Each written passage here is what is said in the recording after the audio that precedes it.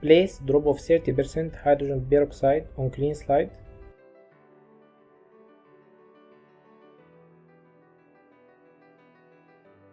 Take 2 to 3 cones 24 hours incubated plate on hydrogen peroxide reagent. Mix the bacterial colony with the reagent.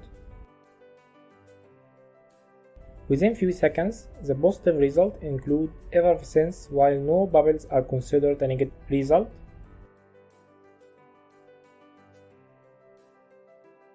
It's noteworthy that the catalase can't be performed on cones from blood agar. It will give false positive results.